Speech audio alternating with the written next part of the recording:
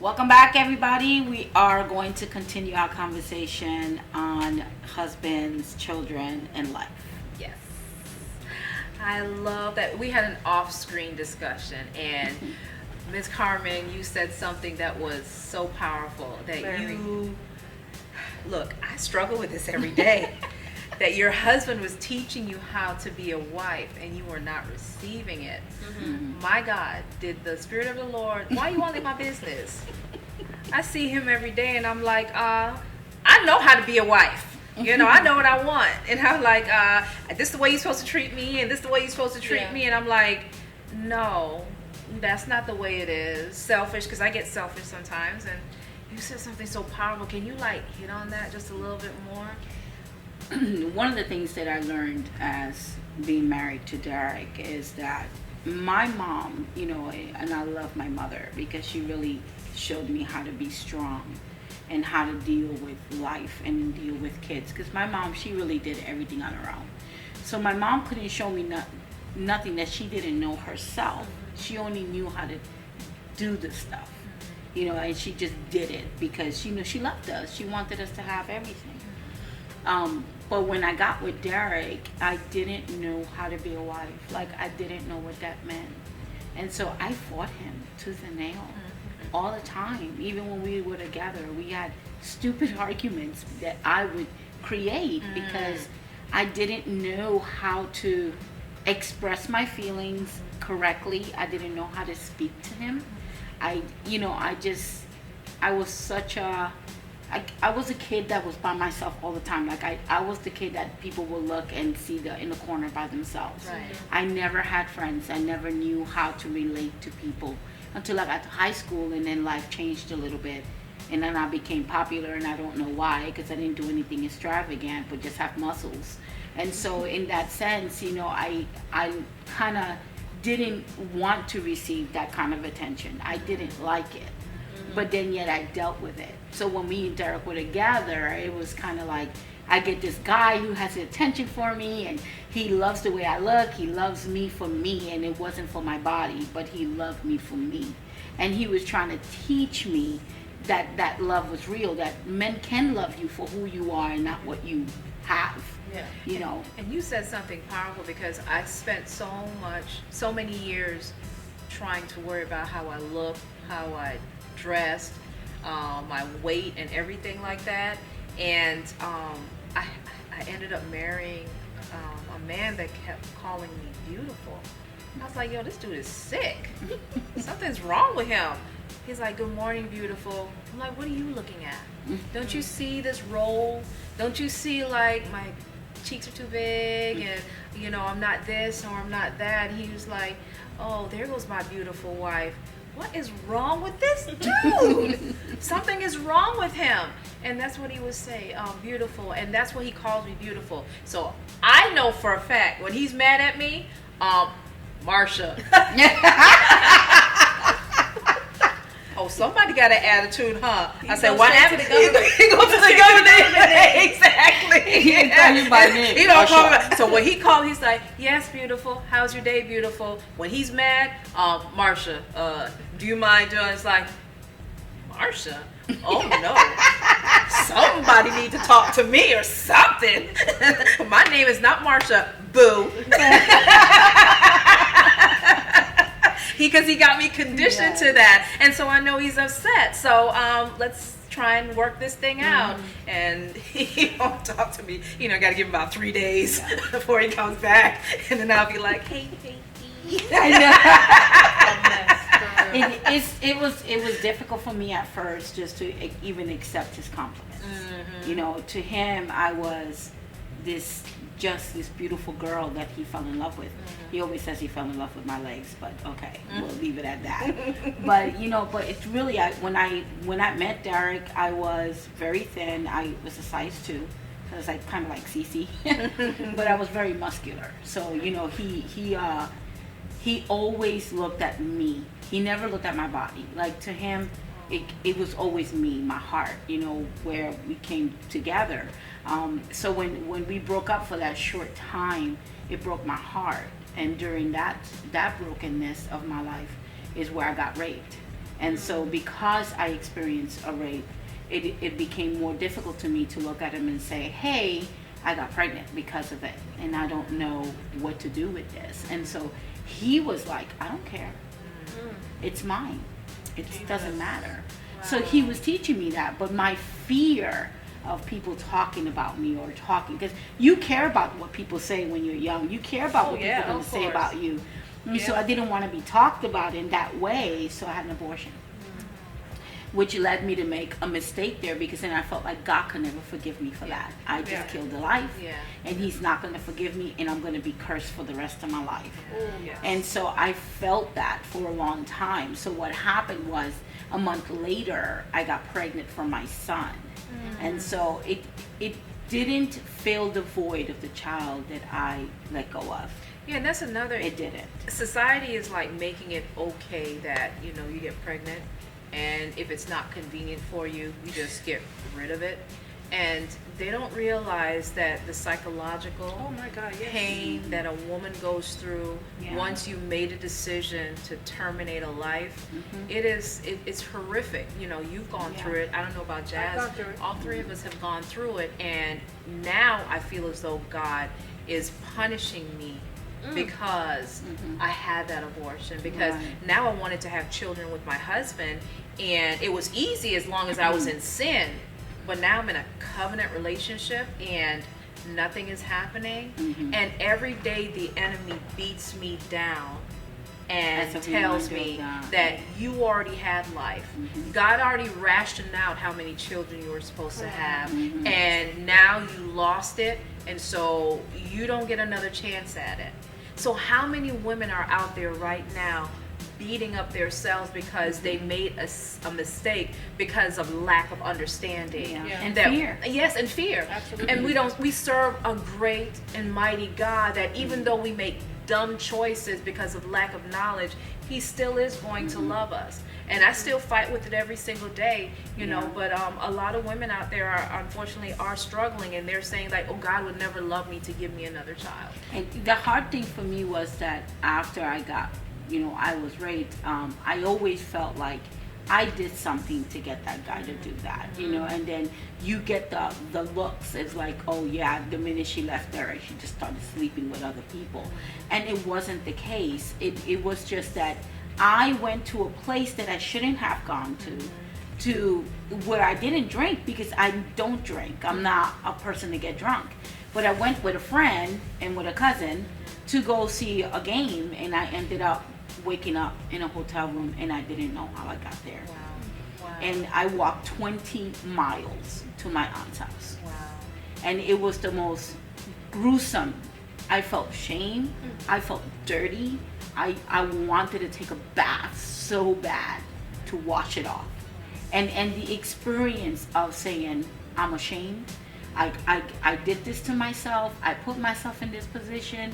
And then, to see that I didn't want to tell people that I was raped. I didn't. I felt so much shame. So when I realized I wasn't getting my period, I was like, oh my God, what happened? And then to get raped again. And then that was and now I don't know. Did I do something? Did I make them think that it was okay for them to do that? And then, then you become fearful, because when you get into that kind of place, you really don't know how to react. So you just let it happen, because you don't know how to fight. And I know I'm skilled to fight. I mean, I could have done something to this guy, but I was so frozen with fear, I just let it happen. And so when I said, God, maybe I need to have this baby so something can love me. I want to be loved. I don't know what that is. And I remember God said, pick up the phone and call him. I said, he's not going to want me. I'm pregnant. He's not going to want me now. And God made it so that my sister-in-law during that time, my brother's first wife, to pick up that phone and call him, and he ran to the phone. And I told him, I said, I'm pregnant. And he said, I don't care. I want you back. And he was willing to take it. He didn't care what anybody else said, but I did. I cared about what people said. And then I didn't want people to label him and say, oh, you with that girl, she slept with somebody else, and you taking responsibility for that baby, and so on. And then, I had people coming to me and telling me, oh, you should have an abortion. That's not, that's not right for you to have right now. You just gotta, try to get your life together and try to do what you need to do for your life. And so I had all these fears, and I made this decision. I remember laying on that, what I call a slab, and sitting there and looking at it and saying, and hearing the Spirit of God said, run, get out of there. And I just didn't. I stood. Wow. When I had, I think it was in my, had to be in my late 20s. I don't even remember how old I was when I had my abortion. The reason why my marriage failed because I had an affair in my marriage, and to make myself feel like, oh, it's gonna be fine. I'm not supposed to be in that marriage. I had a relationship with that person.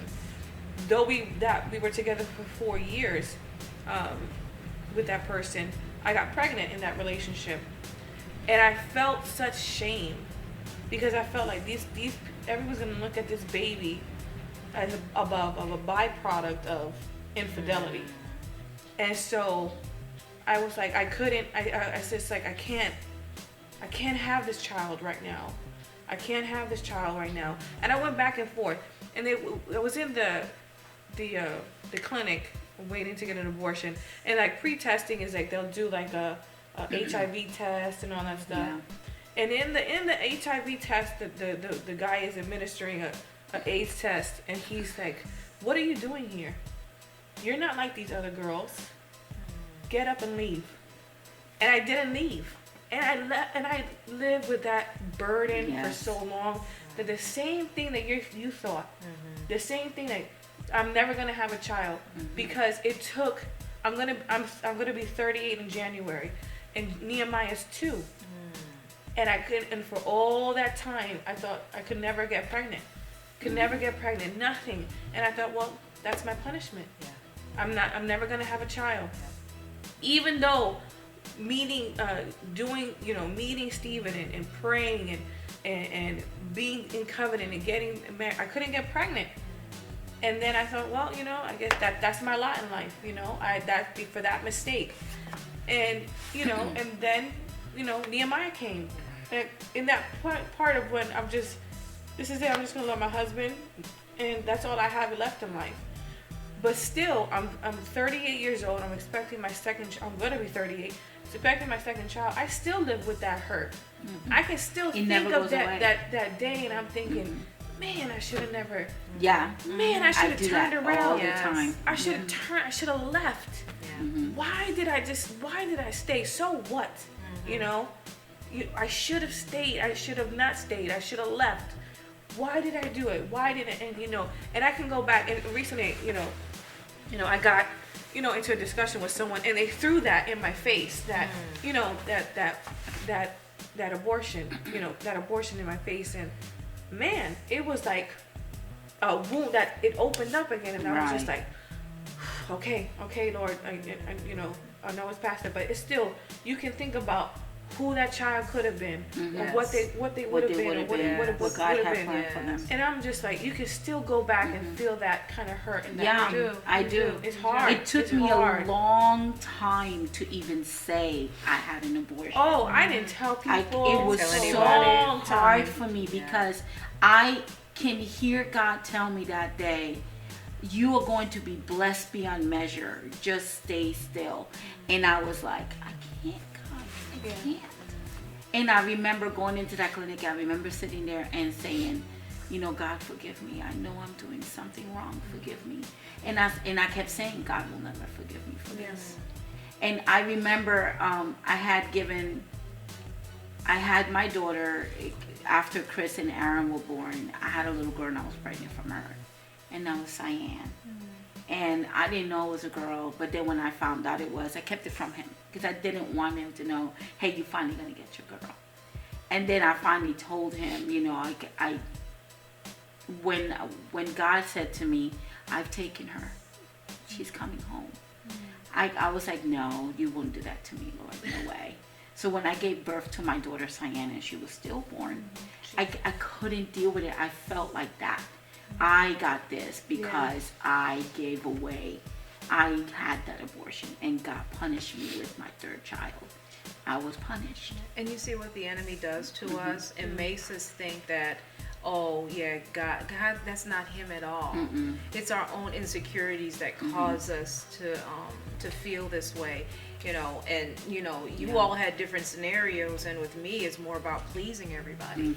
You know, what would everybody say because I'm an unwed teenage mother? You know, and I was worried about what my family would think, and I made the decision to basically throw away my child because of quote unquote what my family would think. You know, and later on I still got bashed. You know, I still got bashed for it. So I was almost like quote unquote darn if I did or darn if I don't. I would have said another word, but you know, we want to keep it PG-13 for the children. But yeah, either way, you couldn't win for losing, you know. And so eventually I did get pregnant with my son, but that was the only child that I had. And I was like, after that, God said, okay, I still love you, but I'm going to let you have another child. But then the enemy kept playing in my head. I was like, look, you got your quota, you won't get any more. But God is still good because I'm still believing, and he gave me grandchildren. And they're the most precious things in the world. I love them, I fiend for them, but they still do not fill that void of what me as a mother wanted. They're grandchildren, but they're not filling that void because I know in my heart God says that I should have been a mother to many more. So I mean, that's what I'm dealing with right now. And I'm praying after we get all this therapy right here, chains gonna be breaking off. Jesus. One of the things that I think God really helped me break out of those mindsets was I just rededicated myself to Christ, and I was in the altar, and I had my son was with me, and I threw myself before God, and I said, Lord, I don't know if I can go on, and you know, I wanted to know what it was like to raise a daughter. And I remember I was on my knees and I was in the bathroom and I was crying, and the Lord said there will be another. And I was like, I understand, but I still want the one that I lost. And he showed me a vision, and in the vision it was a garden, and I saw two little girls, and they were saying, hi mommy, we're in your garden. And I saw them grab the hands of Jesus and walk off. And I saw two little girls. So I know that they're waiting for me. And so when that happened, I got up and I did what David did. I took off the sackcloth and I said, okay, God, I'm going to stand in your word. And on Derek's birthday, I found out Sienna was in my belly. So I had my little girl. And, you know, even though there was a struggle, Sienna's actually a miracle baby because my placenta shut down, so she wasn't being fed. So she went from 8 pounds to 4 pounds in a matter of 2 weeks. And so they had to induce my labor to get her out quick. But when she got out, she's still healthy, tall, 20 years old. Think she all that in a bag of chips. But it was a struggle. And so, you know, through all of that, Derek was still trying to teach me that he loved me for who I was, and he was trying to teach me how to be a wife. And that was the struggle. But it took all of that for me to get to where I am today. Why we need so much evidence? Why we need so much evidence as women to like, look, I already told Jesus I'm tired. I'm tired of fighting. Like, he whatever. I mean, you want to be? Sure, why not? God gives us good men. God has given us good men. He has, and we just fight them. We so fight hard. them. We're just feisty. Yeah. Feisty. Just want to fight them. Because we want to make them into what we consider to be a good man, and we want to create them into trying to what make we me want. into what you want me to be. Yes. Exactly. Instead of accepting them for who they are. They are. And that's what I struggle with, because you know, you should be like this. You're not you're not as tall and as wide as I needed you to be. You don't feel like a teddy bear. Why don't you feel like a teddy bear? and it's like, you know, some men, you know that they're never giving you flowers or giving you anything, Right. and then you expect them to. Yeah. Did they give it to you when you were dating? No. So why are you expecting it now? You know, and it's weird because we're trying to make them into this Prince Charming that we grew up believing in, Yeah. and they're not. You know, they're their own individual person. But then yet we fight them because we want to be our own individual person, True. and we don't want them changing who we But are. the thing And is, they're I- human. It's Yes. like you don't know what they want or what you want unless you ask them. Like I've learned this. If I want my husband to do a certain thing, I just tell him. And we think men are mind readers. We think they're supposed. Me and you are one. Read my mind. You read my baby. mind, baby. You know what I want. Tell me what I want. Tell me what I want. It's like, I don't know. You should know. We've been together for 6 years. Like, You should when I- know what I want. Like when I'm getting ready for work, it's Steven, you know, he's a truck driver, so he's over the road. So when he comes home, I'm thinking like, you know, you should already know how to get into this rhythm of what's been going on. So when he's in the living room, either he's, you know, watching the news because he's a CNN buff or whatever. You should already know if I laid some clothes down in front of you. Yeah. Dress the baby. Dress the baby. And so I have to be like, can you dress the baby? Because I gotta leave in 15 minutes. And he's like, oh, okay. What I have to tell you, I put the clothes in front of you. You expect them to be mind readers, know how to do everything. When you come home, like, you know when I walk in, give me 10 minutes, don't talk to me. You're supposed to know my rhythm. You're supposed to know my Yeah. pattern. Then you can sit next to me, and then we'll be all lovey-dovey, and I'll sit next to Yes. you and all this kind of stuff. But they're not mind readers, you They're know. not, and We you have have to to tell them what accept we them. want, Yeah. you know. Yes, I want you to clean my car once a month. Please do that for me, baby. And then don't let me have to tell you that. Instead of like, I get in my car, it's like, this dude did not see my and he's probably saying this chick ain't got no food on the stove.